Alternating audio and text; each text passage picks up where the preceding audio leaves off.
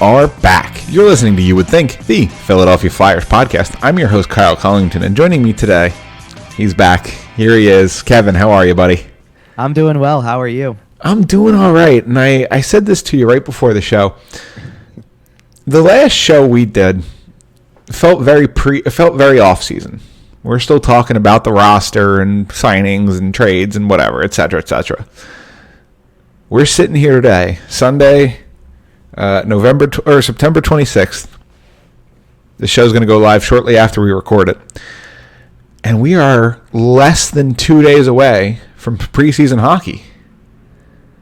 You mean the fact that I have sheets of groups from practice? Yeah. We have practice sheets, we have lines, we have combos. Yeah.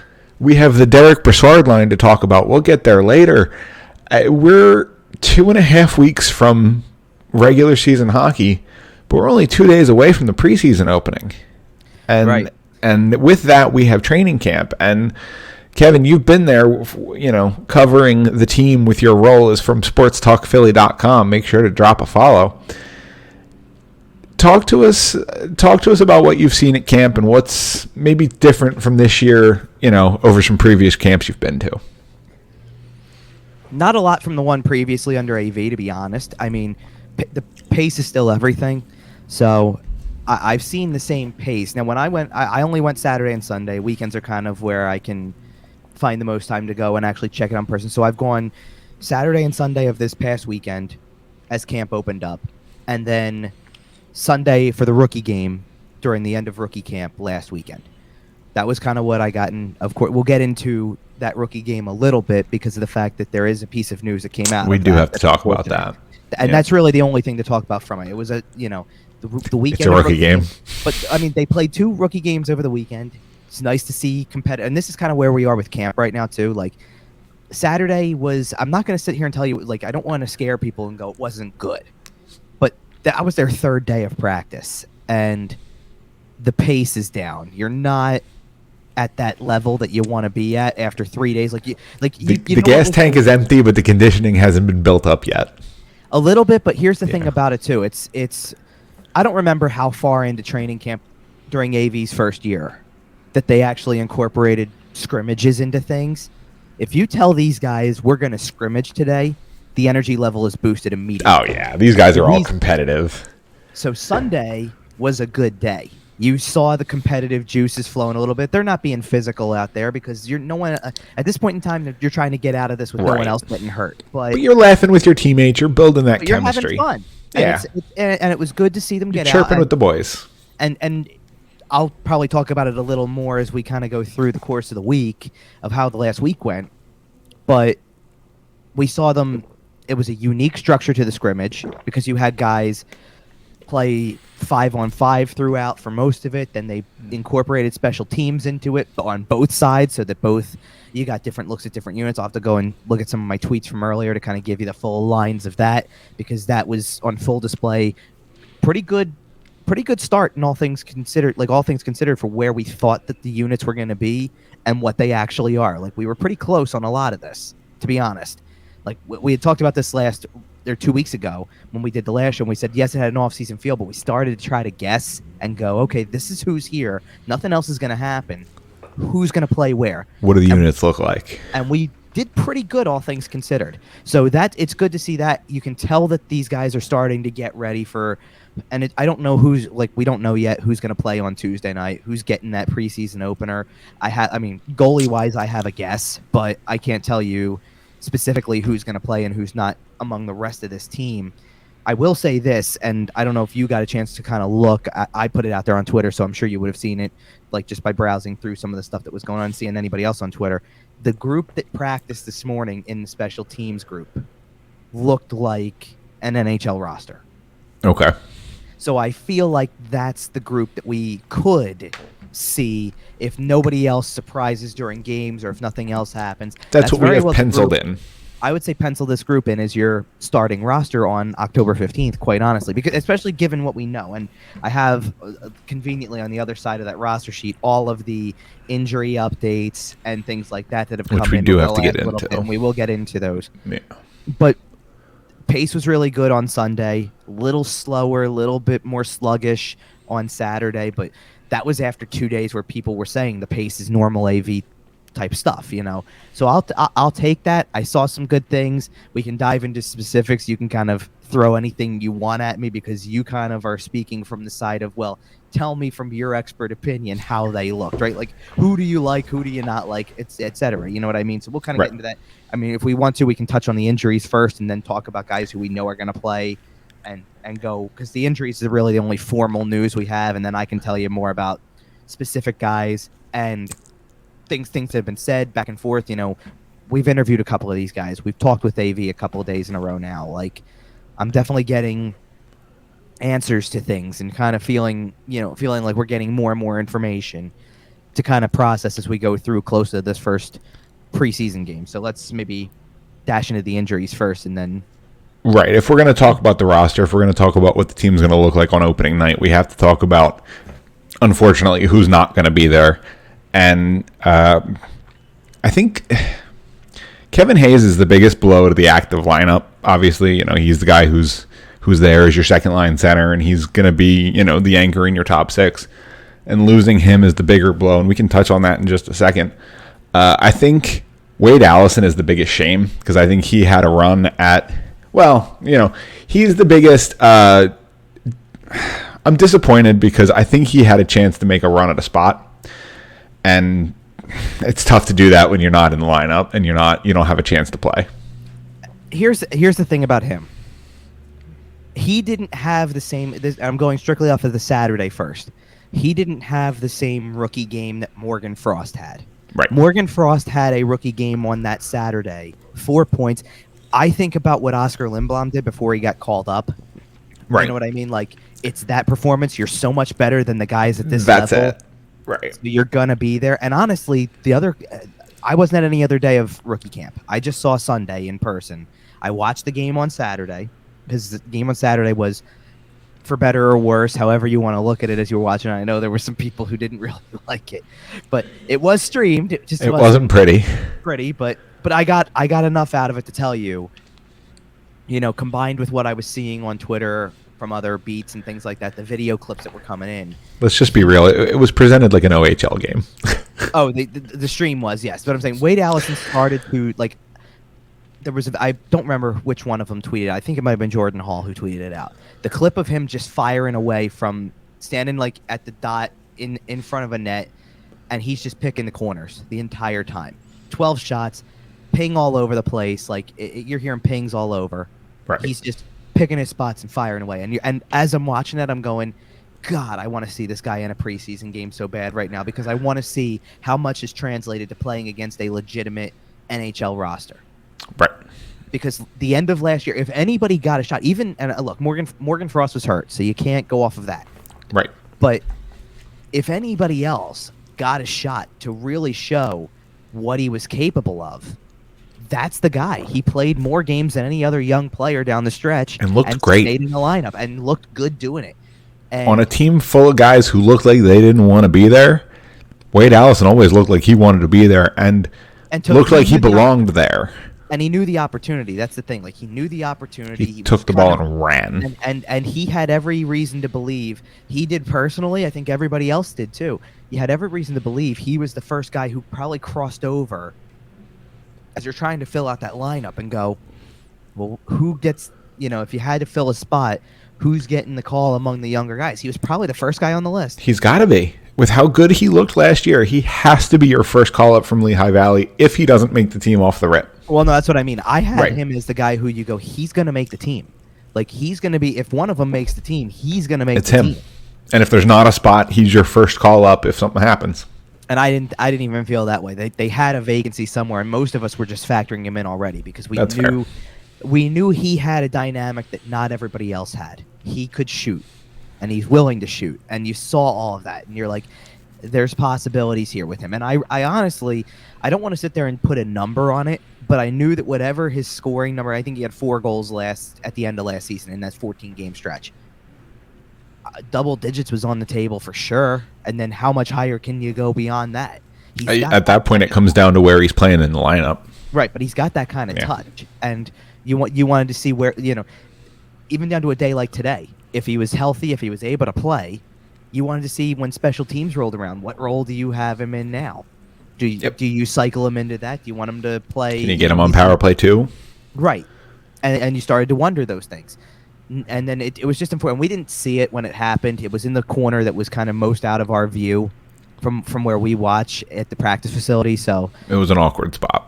And not only that, but when you're following the play, it was like when Tanner Lazinski we interviewed after that rookie game, and he turned around and even said, I was going the other way. So I didn't really see it. Right. I had turned the other way as the play went. So we're following things up, and then we see behind us because we hear people yelling. We look back, and he's on his knees crawling to the bench trying to get off the ice. And for that split second, you're just hoping it was an edge. And then you realized it wasn't. And it was like, this is not good. And we saw the clip on the stream afterwards. It just didn't look good. To be honest, look, a high ankle sprain is really hard to put a timetable on. That's why he's out indefinitely. That's why AV turned around and said it's going to be a while. It could be right. But at the same time, to be honest, I'm almost relieved a little bit that it's okay. Yes, it's going to be a little while, but I almost thought right then and there we were going to be looking at the year's over. Yeah. I honestly was worried that they were going to sit there and tell us, here comes the knee. Whenever your leg's involved, you just worry about the knee. And it was the way I saw his leg bend, I thought that was really what was hurting. And I'm like, just don't say it's an ACL. Just don't say it's that and his season's over and now he's got a year to recover. Like, just don't say that. So I get where you're coming from. I think that the biggest, it's almost a tie for which injury was the biggest disappointment, because the fact that if anybody needs to play for pure sanity level, it's Kevin Hayes. Yeah. And it's like, what more can you throw at this guy? Like, now he goes out and it's 3 days before you're going to start camp officially, and that's when he feels something, and they have to go in, and that Tuesday morning you're having a surgery that you didn't plan to have. And listen, I got asked a ton of times on Twitter after the fact, like, didn't he have something done? Like, why is this just being taken care of? It's like, no. He had something done, and it happened again. Right.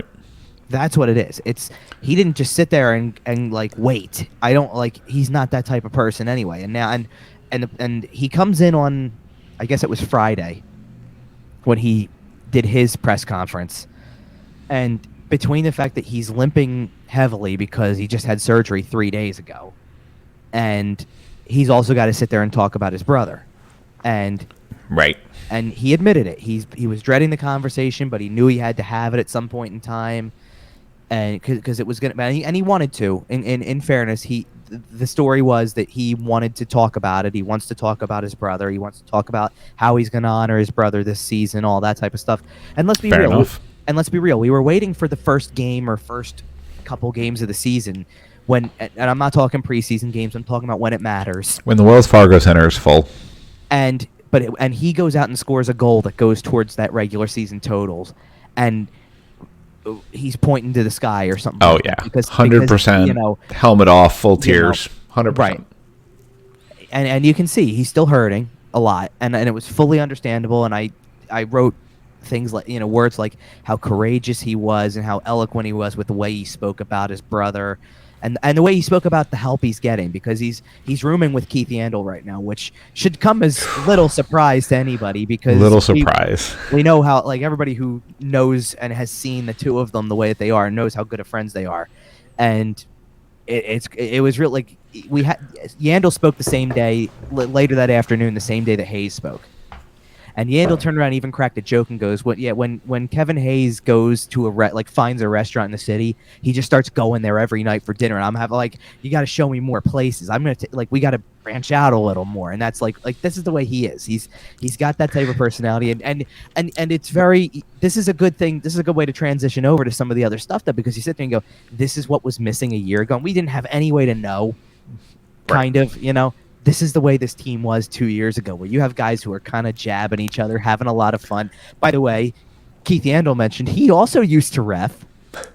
So that's of course funny. He did. You had two guys who used to ref. That's funny. But we have expected them to ref the scrimmage on Sunday. Oh, that would be funny. But you do have to feel for Kevin Hayes, because when hockey is as big a part of your life as it is for him, you have to think that it's a therapy for you. And for him going through what he's going through, and the fact that he's, still grieving and can't get on the ice and do what he loves, and he's going to miss all the significant time. Your heart just breaks for the guy. It does, and here's the thing with this. He asked specifically, most guys don't do this. Most guys don't rehab from an injury and be around the rest of the team. You're kind of on your own. You're in a bubble. You're on an island. You're just focus on getting better, right? And he's asked to be there. He wants to be in the room. He wants to be in all the meetings. He wants to be around. He was watching, I think Thursday or Friday, whether it was after he did the interview or whether it was just in the middle of the day. He's standing right on the glass, watching the practice. He's involved. And AV said that's like that's the type of guy he is, but also he's welcomed that. I want to see it. I'm like happy that he wants to be involved. I'm more than willing to let him be involved. Like, it's great, and it's great for him. That is good to see, because this is his therapy, and it's definitely, and he's let's put it this way, he very quickly kind of like, you see how he's hurting when he talks about his brother, but at the same time, if you go to somebody else, you start talking about you're rooming with Keith Yandel, his personality starts to come through a little bit more. It's not completely back yet, and there's a chance it might never be, because that's just, like he even said, he'll probably never be the same. Right. And that's completely understandable. Absolutely. But you start to see like that little glimmer come through again, where you're like, yeah, okay, you still have that in you and things. And Yandel said as much too. Like they're laughing a lot. They're going out. They're hanging out. They're just joking around with each other, trying their best to be normal. It sounds, if those two are rooming together, and the way that Yandel described it, it sounds like college roommates. It just sounds like guys who just sit around at the end of the day and go, I'm going to watch this. They were on Instagram, they were at the Phillies game the other day.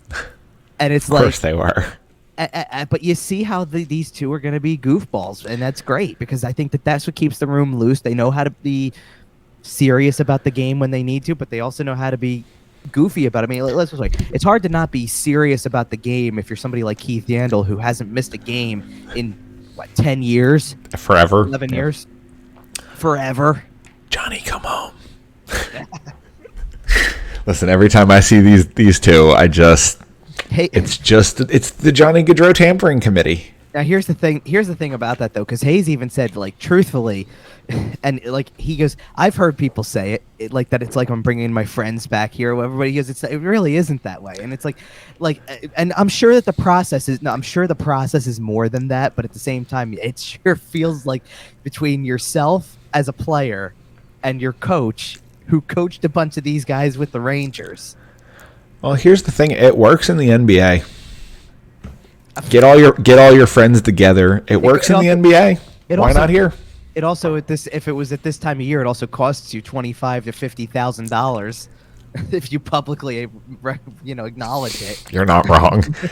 But all right, we do have one more injury to talk about here. Probably one that's a little less likely to affect the opening night roster.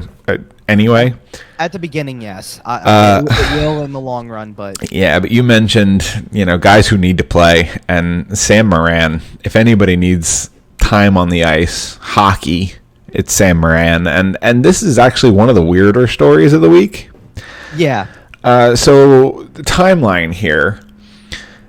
News breaks. I'm not actually sure who had it first. If you do, please feel free to chime in. But I will fill in your details. But news breaks that Sam Moran has a long-term knee injury, and significant time, and we hear all these terrible rumors, and everyone thinks, not again. Like, Sam Moran had just missed so many years of his career.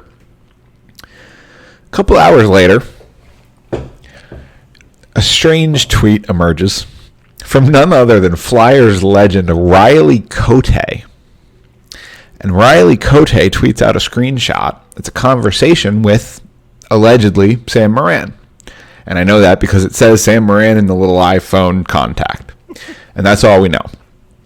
And this conversation states, Sam states that his knee is fine, and he doesn't know what this story is about. He's getting a whole bunch of text messages, but no, his knee's fine. I don't know what you're talking about.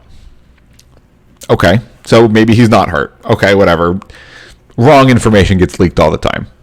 Right.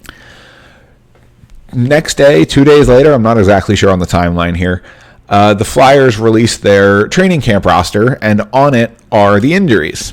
And listed in the injuries is Sam Moran, 6 to 8 weeks with a knee injury. Mm-hmm. Kevin, what's going on here? Okay, so I'll fill in the gaps for you a little bit. Because this is a very strange story. And you have most of it right. Okay, so right, we're not talking about this enough. Okay. So the first person who has it, by the way, is Anthony Sanfilippo crossing Broad. Okay. Now, I thought I might have seen that was him. Now, I will clarify. Anthony was not at at the rookie game on Sunday. So he's not at the training facility as and a bunch of us are. Right. We're getting ready to watch this rookie game. And listen, that's not a knock, by the way, because these rookie games can mean nothing in Fair the enough. scheme of things. Like, we sit there and do this because people are hungry for it. Like, people eat this stuff up. Absolutely. Hey, there's a rookie game. Somebody's going to score a goal. Oh, my God, it's great. Right? And in the grand scheme of things, it means nothing because until you put them out there against tougher competition, you don't know anything. Like, we can't sit here and act like we know that Morgan Frost is going to be better until we see him against, take your pick, against who they play. The Islanders, they're playing the Capitals, they're playing the Bruins. Take your pick and then start to put him up against somebody legit, right? Hey, look, the three Zdeno Chara teams. Yeah, right. I didn't think about that. That's interesting. You're right. Yeah, he just threw those out there. But anyway, so this comes out, and a bunch of us at this point, this is 4:30, and the rookie game is starting at 5. So we're all seeing this, and we're all in the same place. I don't think I've ever experienced anything really like this, where a room full of beat writers getting scooped all at the same time. Well, yeah, I hear you, but at the same time, like here comes a report. It's not that it's very offbeat, but it's like, okay, this is something that's clearly separate from everything else because it doesn't involve the rookie game, the game itself that we're there to watch. Involve a player who we've been watching for the last week. That they haven't even started yet. Now, full disclosure. To that point, more than what would we say? 90% of the team was skating on the side during all of these rookie camp sessions. Right. So, most guys came back. So yeah, I mean, like these guys have been skating leisurely, if you will, and just working out on their own as a group for 2 weeks roughly. And some guys have come back sooner than others, but mostly in that timeline, right? And you do love to see that most of the team was back by the time training camp rolled around. That next little heading that I have that's going to pop up, that's where that comes from because these guys came ready to go and wanting to get on the ice as soon as possible. So this report comes out and look, a lot of us kind of just, it wasn't a matter of like not believing it right away. We all kind of believed it, but we all took it to the extreme. We all went here. It says significant knee injury. It's another ACL. Traumatic. It's going to be. The year's done. Right. And at what point? The year's done. And at what point do you sit there and say this is the third time it's happened? It's over. Yep. At what point do you say that? So we watched. The whole game goes by, all that type of stuff, and then it was the next day. Now it's a few hours later, so it's within 24 hours. Here comes the tweet with the text between Riley Cote and Sam Moran, and Moran says, "I'm just a little bit banged up, no big deal." And again, we kind of sit there and go, "Huh, that's interesting." Maybe what's going on here? And I don't think anybody was denying he's hurt. I think right. what it was is, maybe it's not as bad as we thought. Maybe it's like a couple of days kind of thing. Because by that point, there was confirmation that he was going to miss the start of training camp. But what's missed the start of training camp? He's not going to be out there for the first weekend, maybe a week. Right, that could mean anything. Yeah. Like, all right, we talking about practice? But at the same time, that is, okay, my knee's a little banged up, nothing to be worried about, though. All right. A week. It's day-to-day, whatever, and you're taking it easy on a guy because you don't need anything further than that on him, and he's probably, like we acknowledge, he's probably your 7th defenseman. So you don't need to go crazy. Or your 13th forward. No, he's no longer a forward. Okay. That experiment's over? Yes. I got asked that on the station, too, and I'm like, no, he's definitely a defenseman from here on out. He is no longer a forward. So we go through that process, and basically we're waiting, and here was the thing. We got word that day, I think that Monday, that Alain Vigneault is going to speak on Tuesday. This is your entryway into training camp with the coach. Here's where the updates should be coming from eventually. Now, I didn't think we were going to get the roster right at the moment he was supposed to get ready to go to the microphone. Right, they did just drop that. But that's where the news came out. And listen, like Sam Moran almost got lucky that his 6 to 8 weeks was overshadowed by Kevin Hayes' 6 to 8 weeks, Yep. and actually, quite frankly, that Wade Allison's injury was another topic of conversation because of the fact that at that point in time, it's two forwards that were probably going to be in the top 12, probably the top 9. Versus a guy who's somewhere between your seventh and ninth Right. defenseman on your depth chart. Right. Now, of course, there were also moments of contention where it was like, listen, Riley Cote downplayed the thing a little bit, going like, look, this is what I got. It was all fake news. I was going to say, I believe the tweet was fake news. Right. And then listen, there was a lot of stuff to be discussed about that because not only was it, so here's Riley Cote putting it out there. And look, I have no doubt he has connections with these players. He was an assistant coach with the Phantoms. He's got connections to these guys. And he coached Moran for a couple of those. Has Moran been around long enough that him and Cote would have overlapped at all? As coach player, absolutely. Oh, but not while Cote was still playing? Okay. No, I wouldn't say so. But I don't remember how long his career ended up going. So, okay. not to the point where Moran was actually pro In yet. Lehigh Valley. Right. Right. Like, Moran was actually drafted. Or, I'm sorry, were they still in Glen Falls? Yeah, Moran was drafted during the Adirondack years. Oh, the Adirondack, right. So that's I remember the Adirondack Phantoms. Yeah, that was. I hear you there. It's the Lehigh Valley Phantoms is much more apropos to this team. I still miss, Flex and the Philadelphia Phantoms, but that's just me. Look, I liked when they were across the street. That was great. But like, I'll take Allentown. A lot of this, I miss the Spectrum. Yeah, I hear you. But anyway, so back to Moran again with this. So now we don't know what to think because first of all, we're sitting there going two things. One, it was most certainly not fake news, and two, that is significant. So like the fact that we were sitting there going like the player says just banged up a little, and the original report was it's a significant injury. Significant is very subjective here. Like it's how you define significant. Now, I agree with a lot of what was out there. Significant to me definitely it falls on like a 6 to 8 week injury falls under the umbrella of significant. But compared to what Sam Moran's gone through, it's nothing. He's just a little banged up. Well, maybe, but it's less significant than a full season injury. Absolutely. It's also slightly less significant when you consider that the surgery happened on the 10th. So we're not even finding out about it for almost 10 days. 10, 11 days, something like that. So you go like at that point, then you sit there and you go, okay, he's already a week, almost 2 weeks into this 6 to 8 week recovery. So realistically, he's actually out for like a month. Right. And your training camp is 3 weeks. So what is he won't really end up missing a ton of time. Maybe. Hopefully. If it's 8 weeks, he's gonna miss time.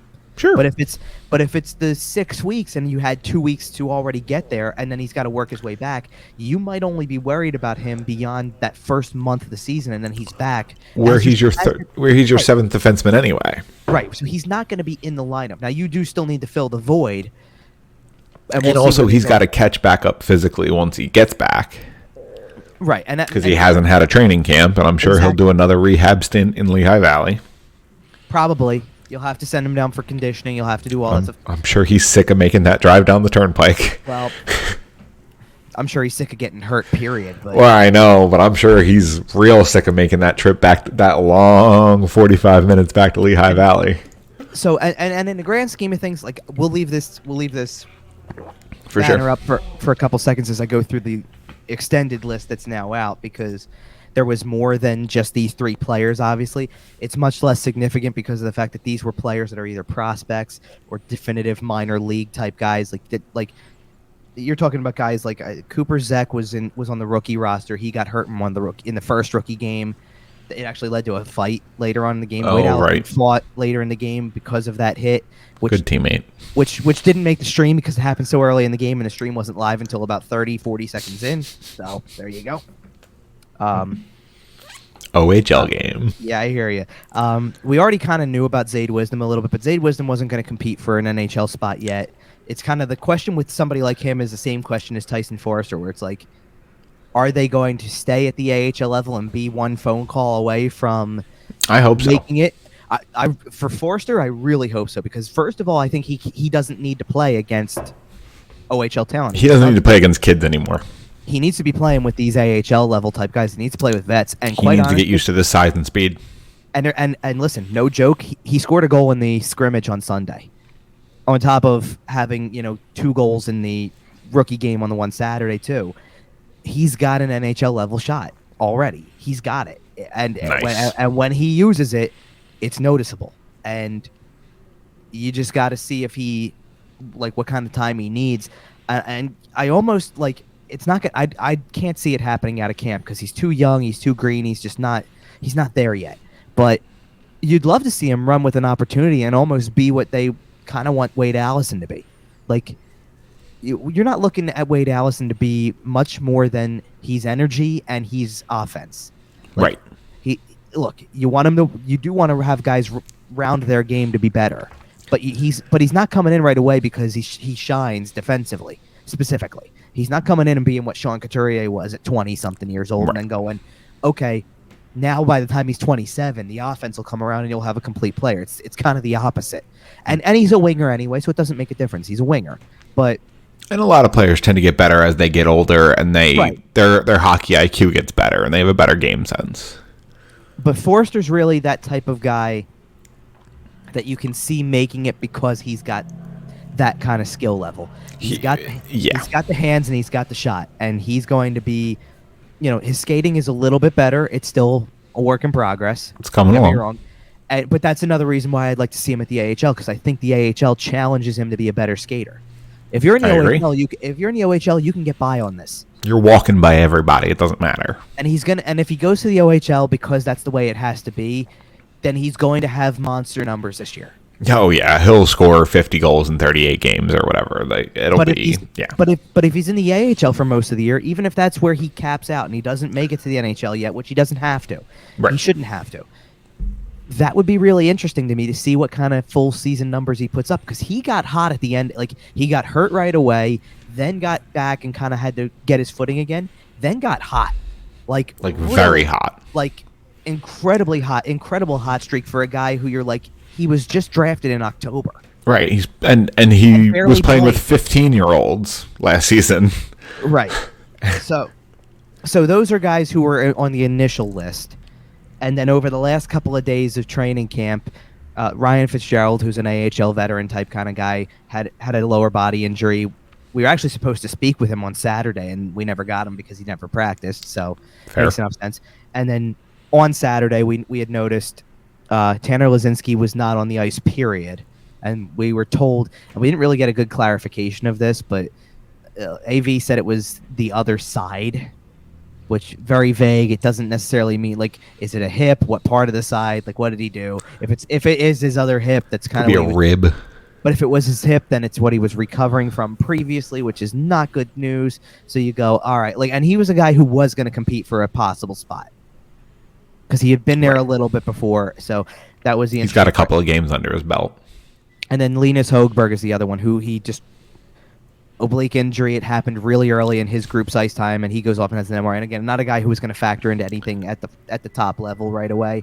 No, but he is a guy I could see eventually making the NHL squad, for the record.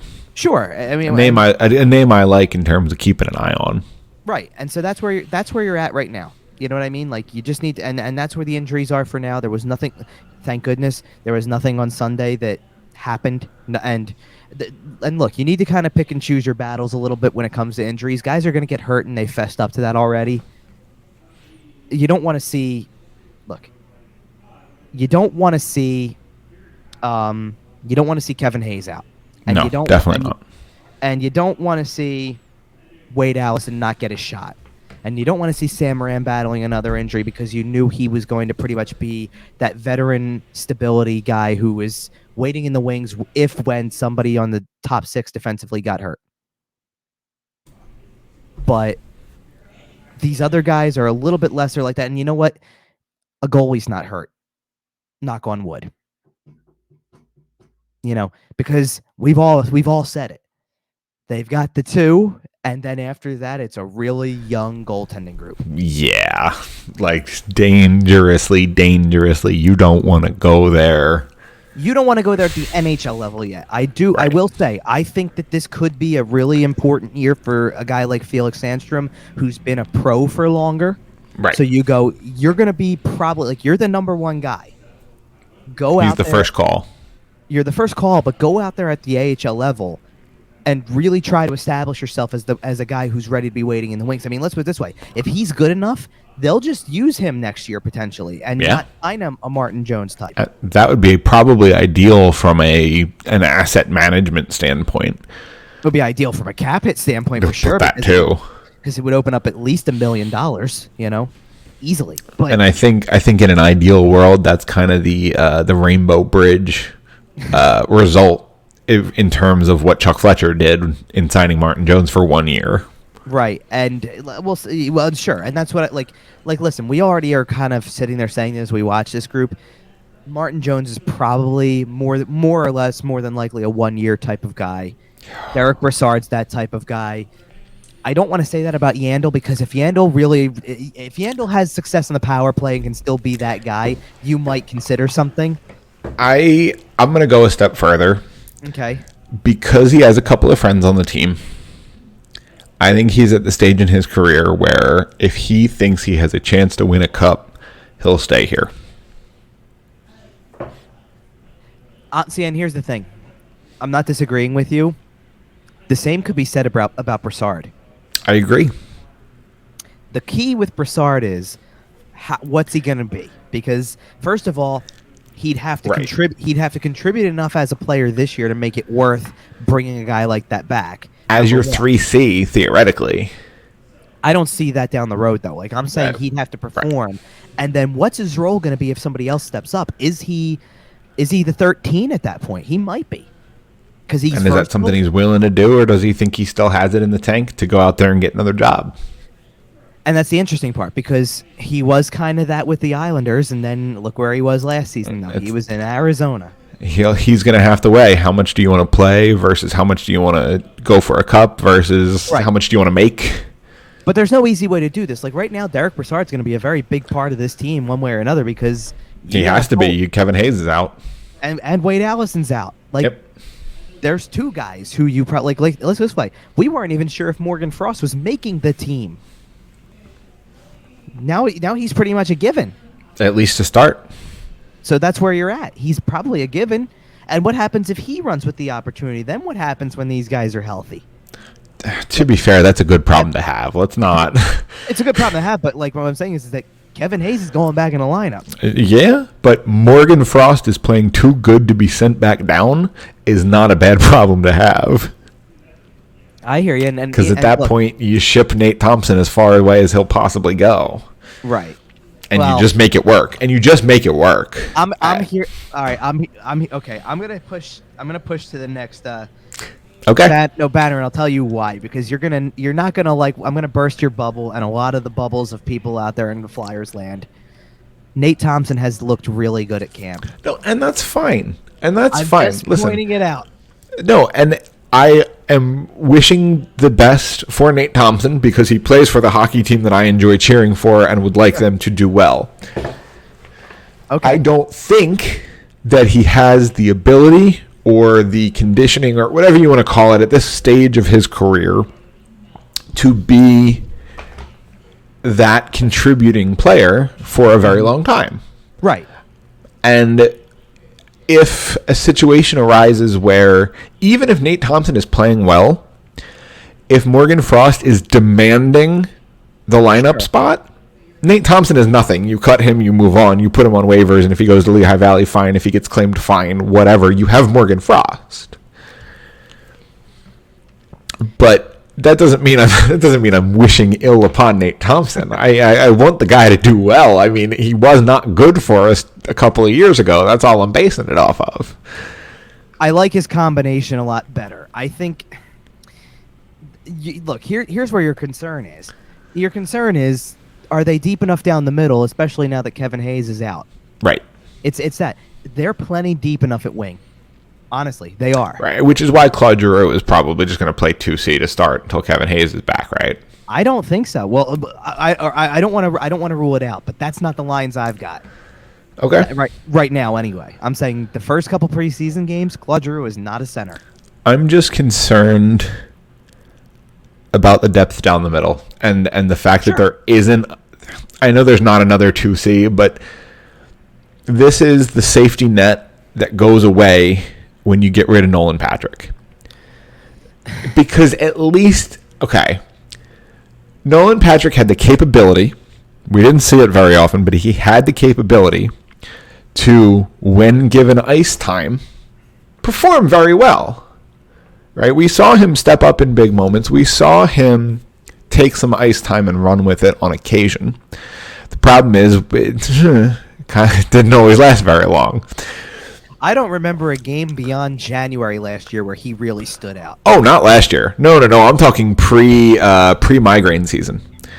I'm talking about Nolan Patrick, the player, not necessarily the current product. But either way, you had a guy who was a top pick, was a superstar in juniors. He knows how to play top six hockey. Yeah. And again, most of his play was bottom six hockey, which is why he's in Vegas now.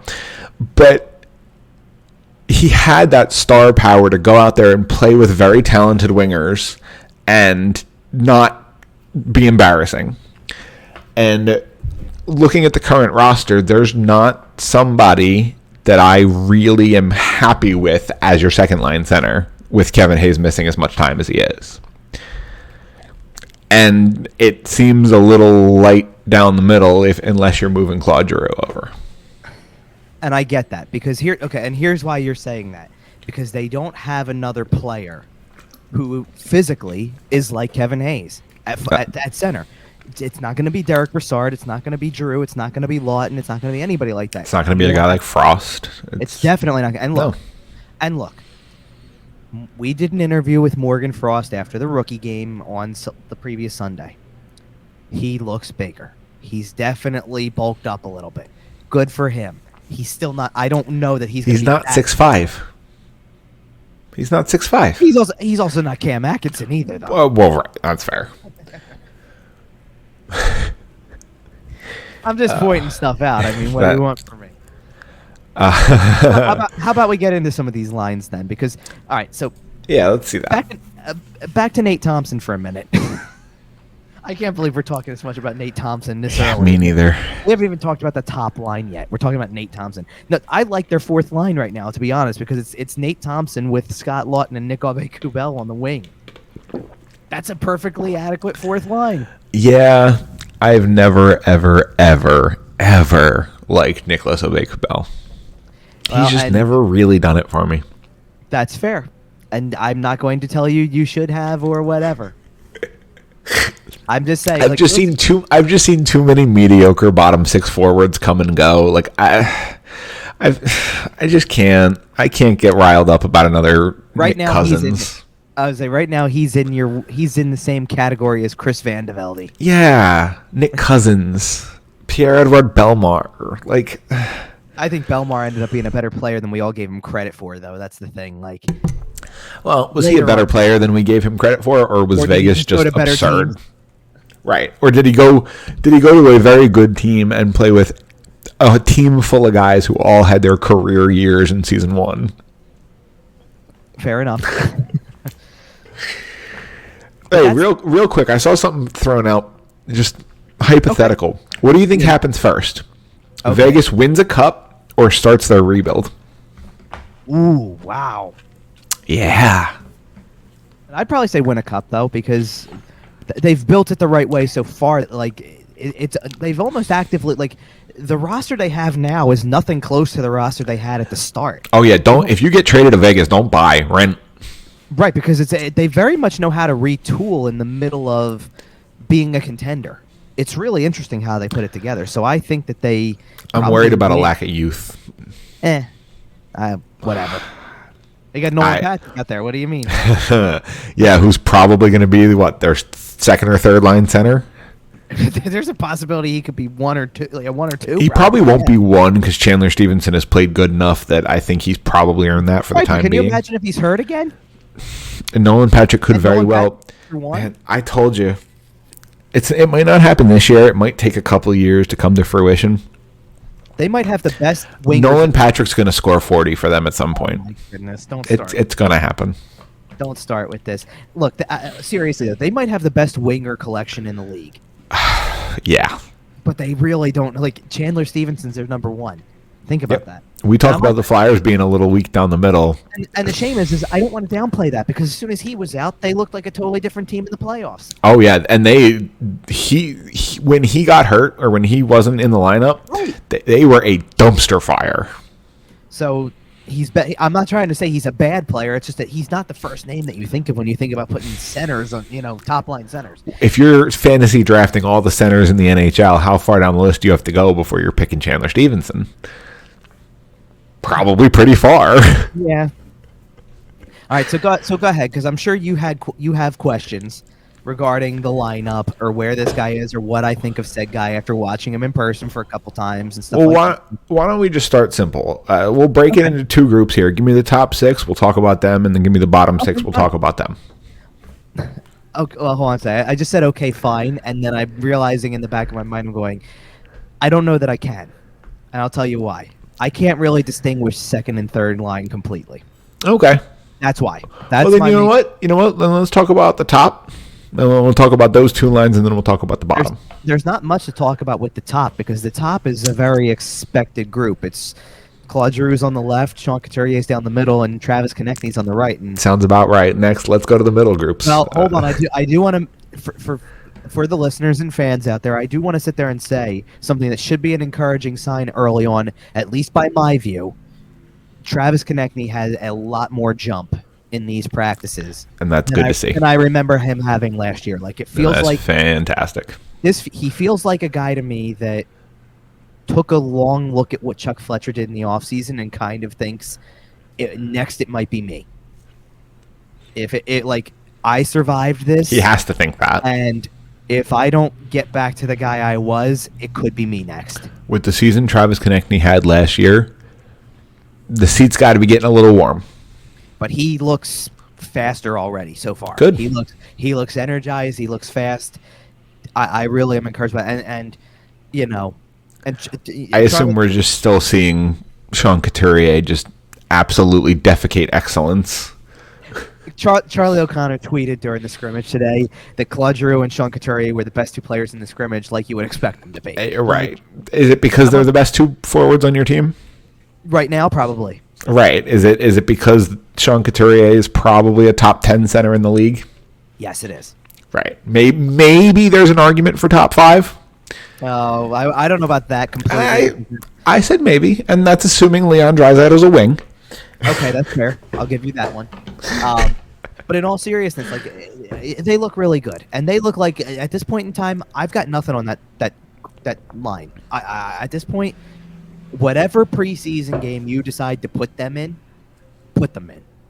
and then we'll talk because right. I've got nothing for you out of drills. They look good in drills, but everybody's going to look good in drills at some point. It's drills. Give me a game. They've been doing them since they were 3.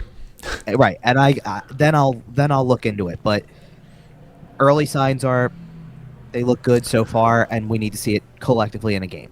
Let's go to the middle. I was going to say, let's talk about this middle 6 quagmire here, because you did, let's just briefly, you did mention the fourth line. You said it was Thompson, Lawton, and Obey-Kubel, correct? Right, and I mean, look, there's interchangeable... It's a fourth line. No, but I'm saying, like, there's interchangeable parts with it, because they're typically split up. Today was the first day that we really got a look at a couple of guys who, like, collectively, when they were put together, like I said, this looks like a roster that would play on a game.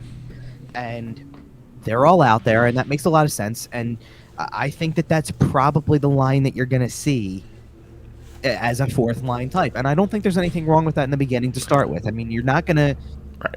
I can't think of a younger player right now who demands to be up at the moment. If Lazinski's hurt, if Allison's not able to play, if Frost is already going to get his shot playing in a much more significant role, then who's left? And you're talking about in that Obey-Kubel spot, right? Because we pretty much have Thompson penciled in as the fourth line center, and then Scott Lawton's not the one coming out of the lineup there. Right. Well, and here's the thing. If I go look to the other side, for example, to the other group that was kind of more the Phantoms group, if you will. Right. Like, I know Jackson Cates made his NHL debut last year, but I think he needs the time in the He minors. needs some seasoning. You know, guys like that. I found it interesting that of the two players from maybe a minor league level type group that made it over kind of as the extra two forwards of that group were Connor Bunnaman and German Rubtsov, because it's like that's an interesting choice. That's an interesting two guys. Yeah, because we haven't seen a lot out of German Rubtsov, and comes in as a high pick. He had a nice goal off the rush in the scrimmage, though. But it's a guy you start to wonder. We saw all that talent. He was drafted. I believe he was drafted in the first round, correct? 22nd overall. Yeah. Right, and obviously the scouts aren't stupid. The guy didn't forget how to play hockey after they drafted him. I wonder if it took a couple years for him to kind of adjust, and we're kind of starting to see that first round talent come back. That's always what you hope out of these guys when you see a little bit of a push 2 or 3 years down that little developmental line. But maybe, you never know. I feel like I need to go through and start to put check marks next to the first round guys, because let's just it's a lot of them. Well, they already traded a second overall pick this offseason. Yep. And quite frankly, there's a first round pick on this roster sheet that's going to probably get a shot at the NHL level at some point, probably this season. And he did last season. But he's not, to me, he's not quite there yet. He's not standing out enough. Cam York will get his shot later on, like that's the guy I'm talking about, but He's not there yet. So it's not Jay O'Brien. No, but don't give up on him, because I know I'm not. He's still going to be a college level player, and that's fine. Let that be what it'll be. There's a lot going on with Jay O'Brien. He'll be found money if he ever turns into anything, as far as I'm concerned. It's interesting because we just talked about Forrester. And Forrester's that guy too. Yep.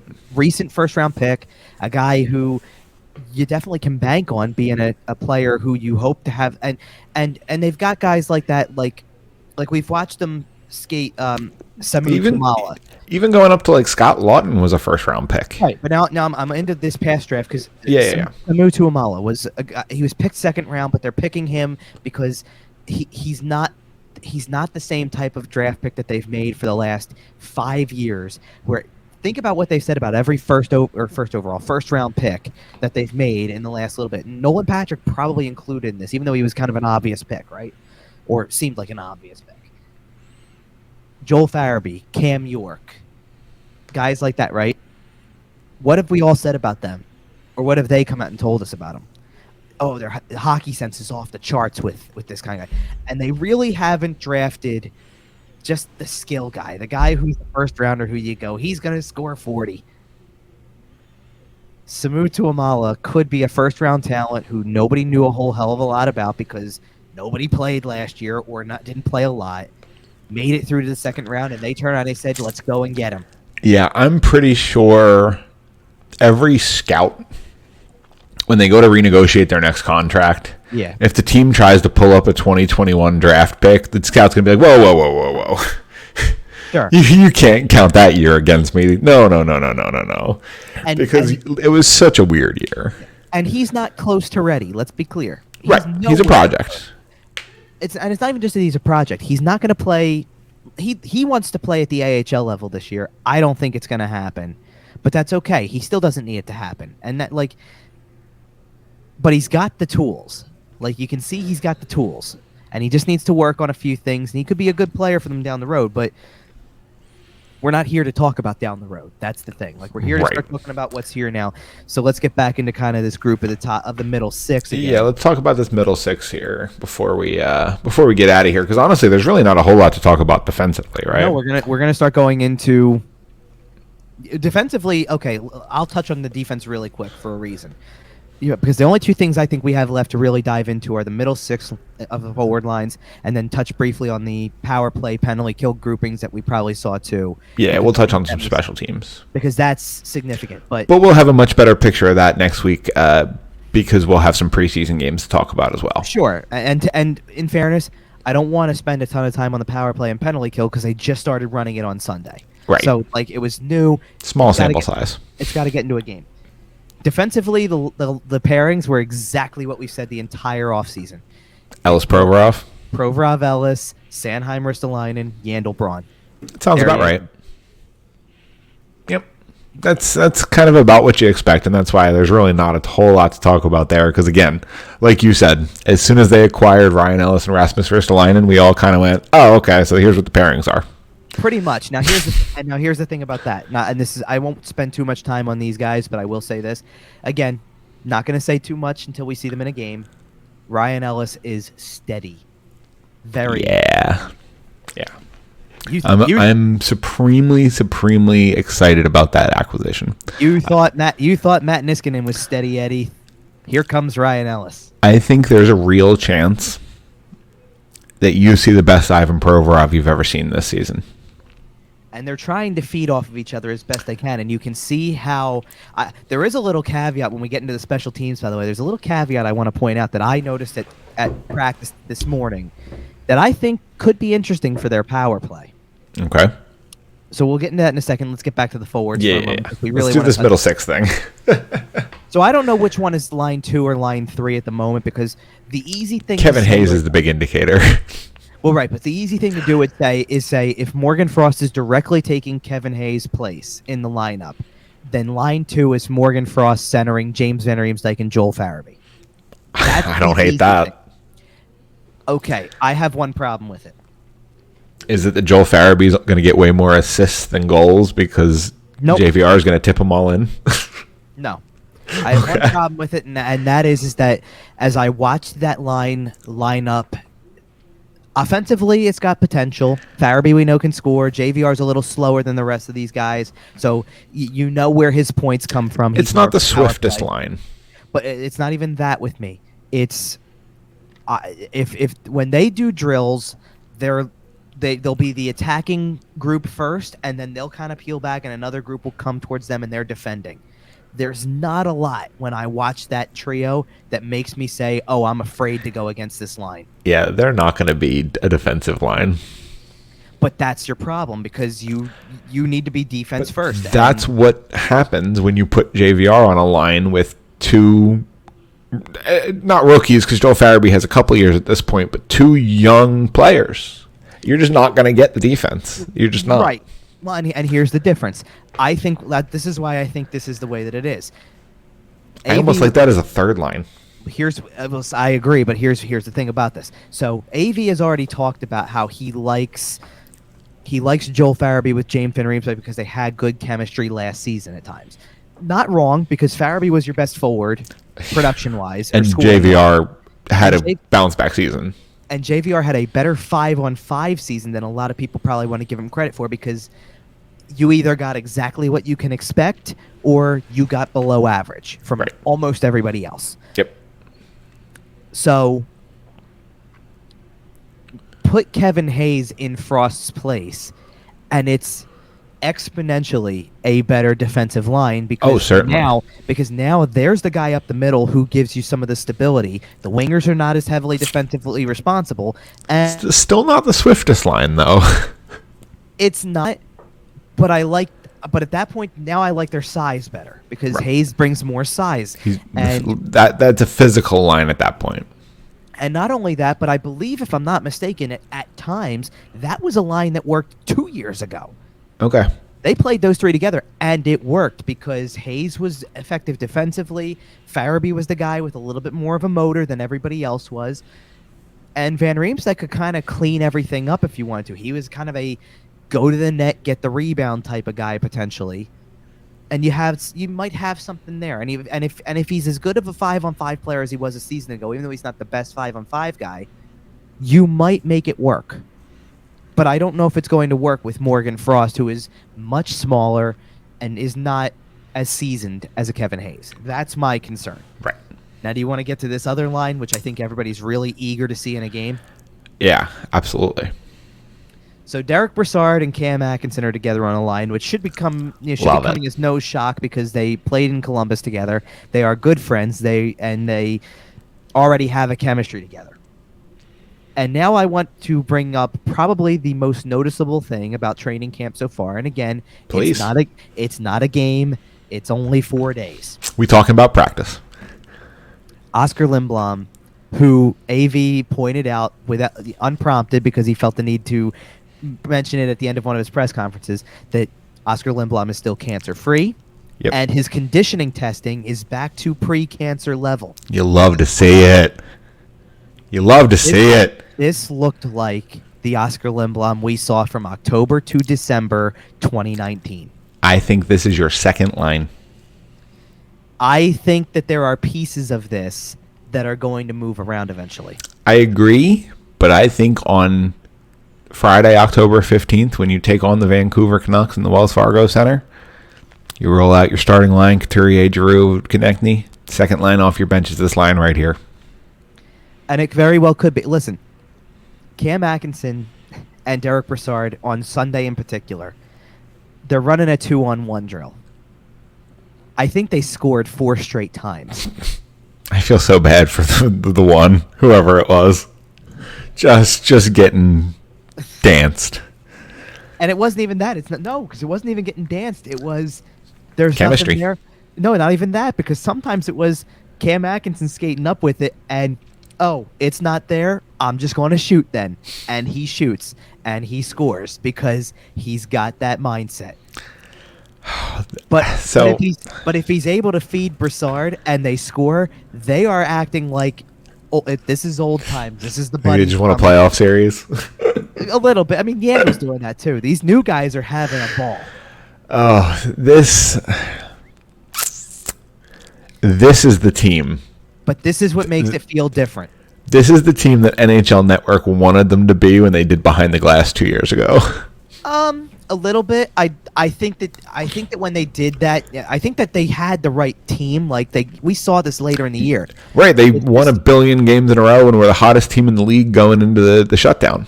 But we didn't see we weren't able to see all the personality. Right? But look, you know what? I partially wonder if that has to do with making a trip like they did.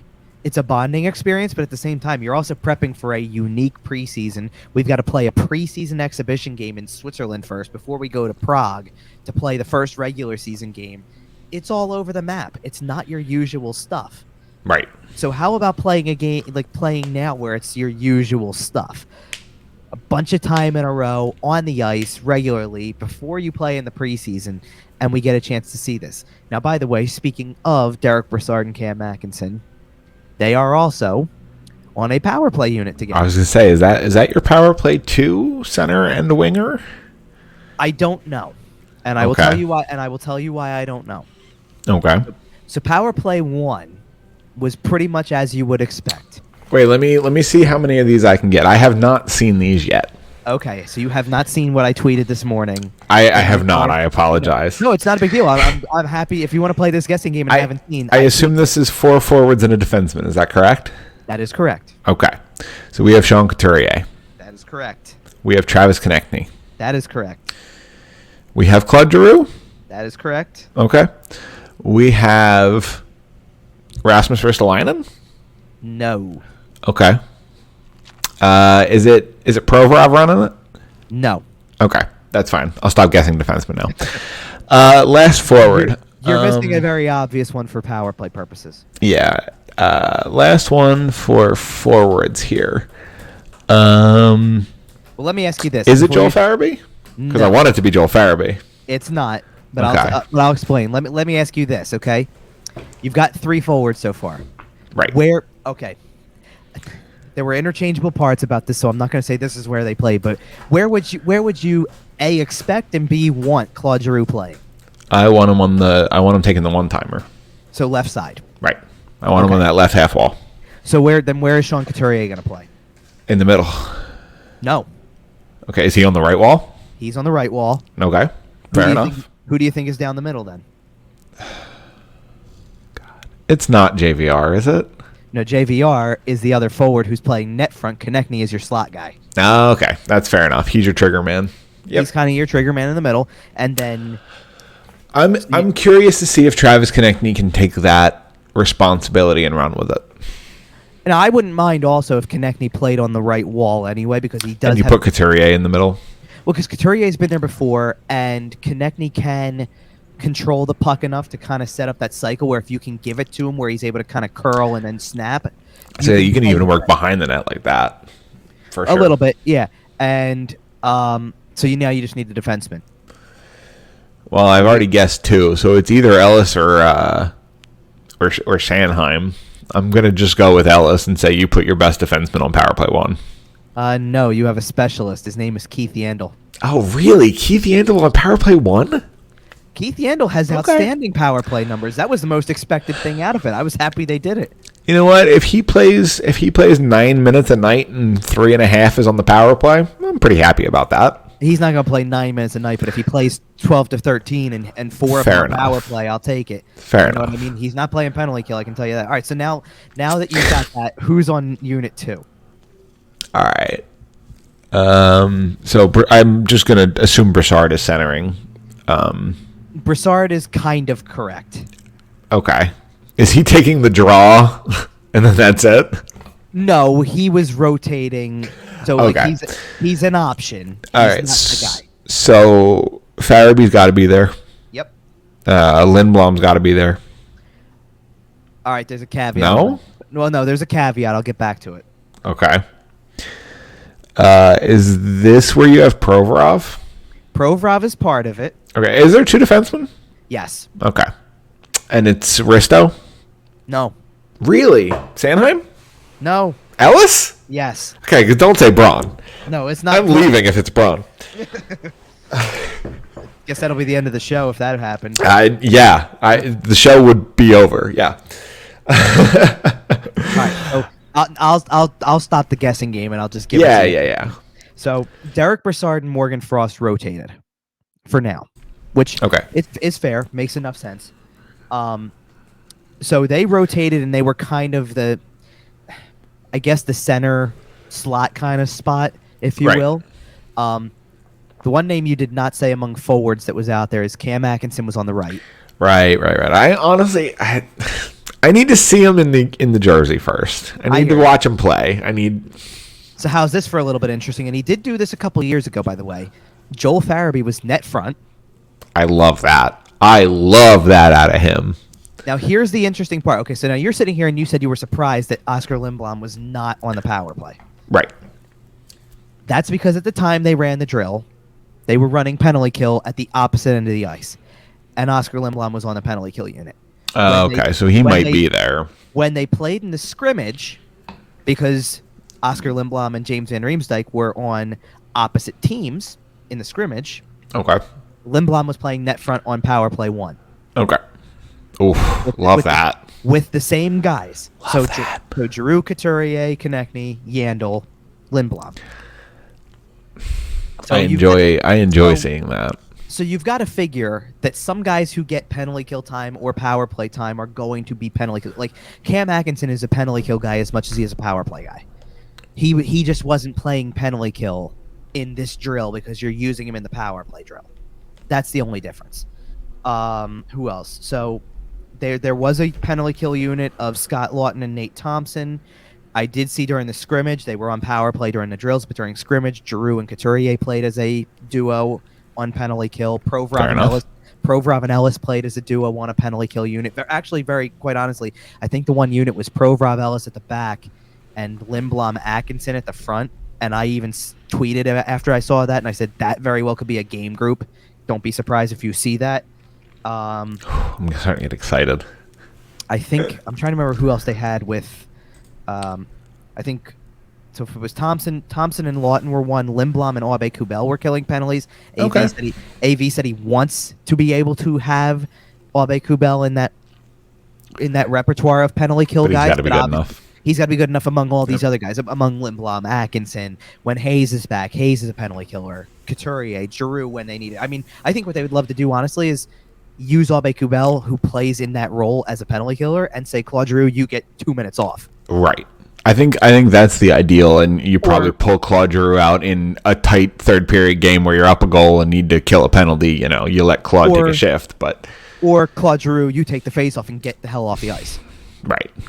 Yeah, I mean that would be absolutely ideal, and it really is insane to think that, like I said, games start in 2 days. And by the way, for other penalty kill guys, Sanheim and Braun were a pairing for one of the units. I don't know. I don't know if that's going to hold firm because of the fact that Provorov. I imagine this is going to change over the preseason. Well, and Provorov Ellis were down at the other end, and then in the scrimmage we saw them on there anyway. and then Ristolainen was on a pairing with Adam Clendenning, who is kind of the veteran minor league in-betweener kind of guy, who right now, for all intents and purposes, without Sam Moran, is your 7. Right. Because he played as the 7th guy on that particular group, so call him your 7 for now. And so he'll be in the press box pending Sam Moran. Kind of. I mean, there's two. Yeah. There's another guy on the other side, Nick Seeler, who is another veteran type guy who could also be your 7. It's valid. If Moran's not back for that road trip that they take to Western Canada right away after the 4 games at home, and I don't imagine he will be. He'll probably do a rehab stint, I would imagine. Right. So then one of those guys is going to go. But that's where it's at. So you had that kind of combination with it. I think that there's still moving parts to it, but I didn't hate those groupings. We'll see what happens. We got to see them in games, obviously. And speaking of games, last little topic we got here is the fact that in 48 hours, we have preseason hockey, Tuesday evening. Kevin, is anything significant about the schedule? I mean, the preseason, the games themselves obviously don't matter. You know, we use them as a tool for evaluating some players in some game situations. But what are you going to be watching this week in terms of these games? Like, what are you looking for? I'm watching very closely at the guys I mentioned in this one group because I want to. First of all, I want to see how long the combinations stick, because you can roll with it. And AV's talked a lot about chemistry, right, and building good chemistry and things like that. And I actually asked him on Sunday about the Brassard-Atkinson chemistry. They're two guys who are good friends, go back a long way, played together in Columbus. They've been together in every situation. They're on the same power play unit. They'd probably kill penalties together, or possibly. I don't know about Brassard killing penalties, but they've played it 5-on-5 together. When they're doing 2-on-1 drills, you've got them together in that. And it works, obviously. How long do you not even how long are you sticking with that, but I even asked, are you doing that with the intention of they've got a history that can lead to chemistry faster? Right. Absolutely. How much can you do that with guys who have been together? And you can't do it with everybody. There's no way to make Ryan Ellis feel more comfortable with blank guy over blank guy. You can't force chemistry. No, but what you can do is get a guy like Ryan Ellis, who is the consummate professional, who is hanging around with Ivan Provorov all the time, it seems like, according to AV. Good. And following each other's lead, because he's learning a new system. Provorov's looking for stability. It seems like you're getting it. Who would you rather have Ivan Provorov playing with, Ryan Ellis or Andrew McDonald? I've wanted a Ryan Ellis type on this team for a long time. I hope Ryan Ellis plays on Tuesday because I want to see him in a Flyers jersey. I want to see him playing in a game, even though it's a preseason. Doesn't count, doesn't matter. The stats disappear after the 10th or whatever. I want to see it. I'm excited. And you want to know what I will tell you? I really hope that, for the most part, with obvious exceptions, I really hope that this one team that I have listed from the scrimmage today is the team that plays on Tuesday. And that would be that, in addition to obviously the scattering of phantoms type players in there, right? That we get a look at Konechny, Couturier, Giroux, and we get a look at Brassard, Atkinson, and Lindblom. And then defensively, you should get Provorov, Ellis, and Yandel Braun. Okay. And with the first preseason game being at home, I think you're pretty likely to see the fan favorites. And I don't know, like we said, we don't know what the group is going to be just yet. We'll find out Tuesday morning, more than likely. Make sure to follow Kevin at Kevin_Durso on Twitter for those lines as we get them. Well, here's the thing. As soon as I see the group, we'll go off of the lines from the practices, because that'll be what it'll be, right, more than likely. Goalie-wise, we do know the structure, because AV did tell us that. So somebody who is going to make the NHL roster is starting on Tuesday night and playing 2 periods. So either Jones or Hart. Right. And somebody who is not is playing the 3rd period. So Sandstrom or Urson or whoever's around. I would say Sandstrom or Urson, because Ustimenko has really strictly been playing with the Phantoms. The minor league hour before the real guys get on the ice kind of group. He's Fair probably think Redding for him, quite honestly. Valid. Okay, but beyond that, the other two, yes, you've got it nailed. If I had to guess, I do not know the starting goalie as of this moment for Tuesday night. If I had to guess, Hart Urson. I think Carter Hart is your starter. I don't know about the backup. If it follows the trend of the groups, it's Urson, but if it doesn't, like, I could see you wanting to get Sandstrom right away. Fair I could enough. see it. And after that, so after those first 2 preseason games, because you kind of asked me about the structure of the preseason a little bit too. Yeah.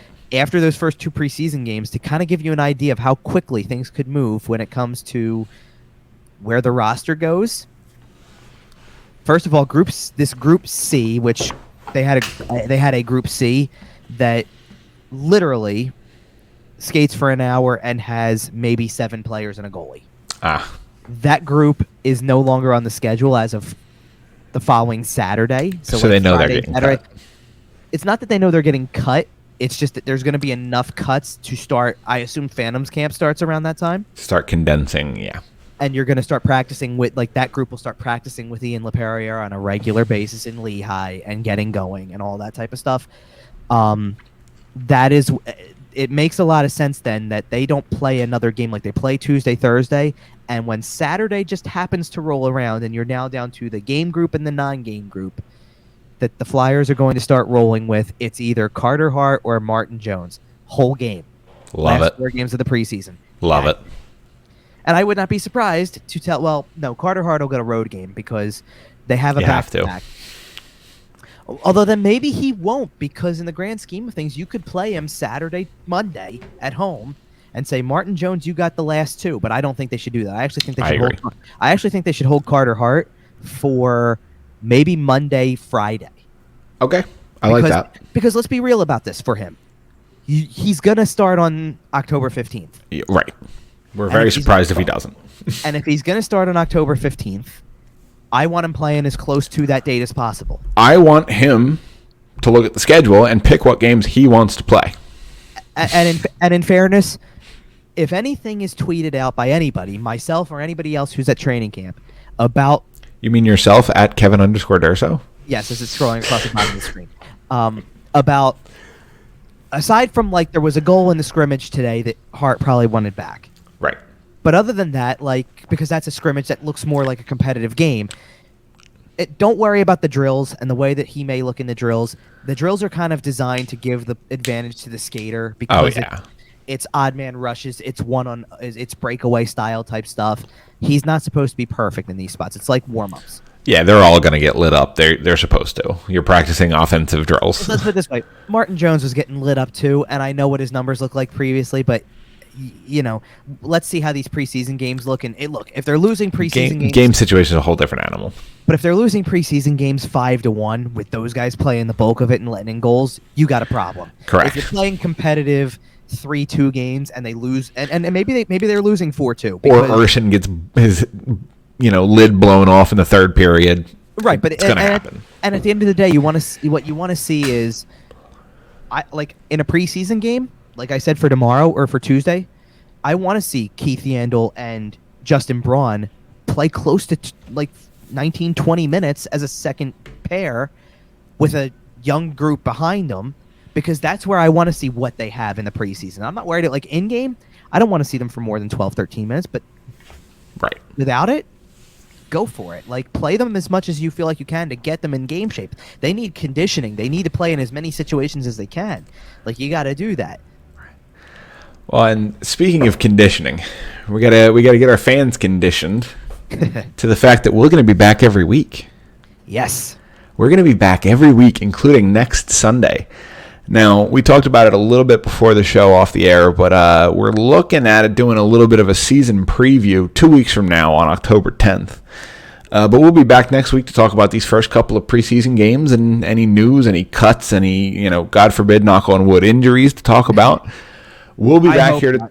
Well, I hope not to, but if they happen, we'll be here to talk about them. And in the meantime, make sure you're following Kevin on Twitter. I know I made a joke about it, but he is at Kevin_Durso. And hey, the season's coming back, so that means it's time to make sure you're following at Flyerdelphia and at Sports Talk PHL, so you start getting the game updates. Time to start seeing player goal graphics again. Okay, here's the thing. So I really would like it if if Yandel and Ristolainen or and Ellis and Atkinson and Broussard all maybe played in that first game, so I can get some pictures to use. Just get so you can get your graphics done. Right, so I can get a head start on this stuff. Because Absolutely. Because I am not using graphics during the preseason because I don't have half a team yet. But in addition to Twitter, make sure you're following the show where you can subscribe wherever podcasts are found. You can also find coverage here on sportstalkphilly.com. Right. And that's going to kick back. It's kicking way back up now that we're getting close to the season. It's time to start doing game reviews again. Oh yeah, I'm gonna have to let's see because it'll be preview, recap, and takeaways on for Tuesday's game because there actually is going to be legitimate takeaways to talk about, and I'm gonna be doing probably fewer. I've been doing the training camp updates kind of and whatever. There's gonna be fewer of those because of the fact that now we're gonna actually be able to really evaluate what we saw. Couple of home games before the next show. That's gonna be nice. I get to go back to not the exact seat, but I get to go back to my old digs in the press box, the legitimate press box. Not working from what literally looked like a tray table in the concourse. In the lounge across on the other side. I didn't care about the tables. I didn't mind the tables in the in the lower bowl. That was fine, but except for the occasional possibly getting hit by a puck. I mean, that's just part of the thrill of being there. I'm ready to go back to the my spot and watch with everybody else where they normally do and enjoy absolutely. It. So, and I think that everybody else who listens is ready to watch an actual game. Absolutely, and I can't wait to hear all about the press box and how beautiful it is again on next week's show. So we'll be back, probably a little bit of a later upload, just like this one's going to be, but that's okay. It'll be there by Monday morning. Yeah, definitely because of the fact that, again, same kind of thing. They'll have unless something changes. I mean, there was a change to the schedule already where they're not practicing on Monday anymore like they were going to originally. Yeah, we'll play it by ear. So if Sunday still happens, which I assume it will, unless they make cuts that day potentially and change it up like that, then the morning is gone because I'll be at the practice. Regardless, we will have 3 games to talk about, and I'm very excited. So I think that'll do it for today. That will. So until next week, we'll have games to talk about. See ya.